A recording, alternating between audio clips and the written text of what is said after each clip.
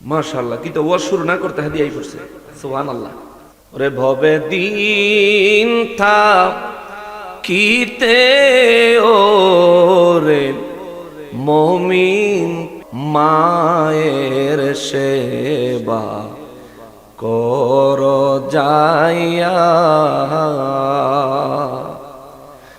ভবে দিন থা কিতে ওরে মানুষ মায়ের সেবা কর যাইয়া, জননী রে ভুইলা গেছ রে, হায় রে সুন্দর একটা নারী পাইয়া, ওরে মানুষ কর যাইয়া, বাইচা থাকতে চিনলি না রে মা কি জিনিস তোরা,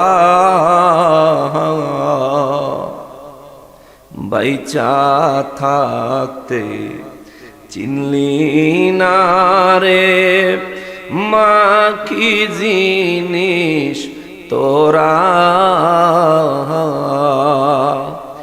রাস্তায় বৈশাখ কাঁদবি একদিন রে, হায় রে অমূল্য ধন হারা ইয়া রে মানুষ কর যাইয়া। আমার যুবক ভাই, এটুকু গজল তোমার জন্য ছিল। বেঁচে থাকলে মা বাবা খেদমত দিও। নবী বলেন আল জান্নাতু তাহতা কদামিল উম্মাহাত, তোমার মায়ের কদমের নিচে আমার রব্বুল ইজ্জত তোমার জন্য জান্নাতের ফয়সালা করেছেন। আর হাদিসে মুবারকের মধ্যে নবী বলেন মা বাবা কারো জন্য জান্নাত, মা বাবা কারো জন্য জাহান্নাম। যে মা বাবার সন্তুষ্টি হাসিল করতে পেরেছে সে মা বাবার মাধ্যমে জান্নাত হাসিল করেছে। যে মা বাবাকে অসন্তুষ্ট করেছে, কষ্ট দিয়েছে, নবী বলেন ওই ব্যক্তি মা বাবার খেদমত না করার কারণে, সন্তুষ্টি হাসিল না করার কারণে দুনিয়াতে থেকে জাহান্নামের জন্য নিজেকে তৈয়ার করেছে। জোরে বলেন নাউজুবিল্লাহ। আমার ভাইজান, আমি গুনাহগাররে দোয়া করার জন্য কিছু হাদিয়া দিয়েছেন, 500 টাকা। আল্লাহ তাআলা আমার ভাইজানের মনের নেক মকসুদ পুরা করে দেন। জোরে বলেন আমিন।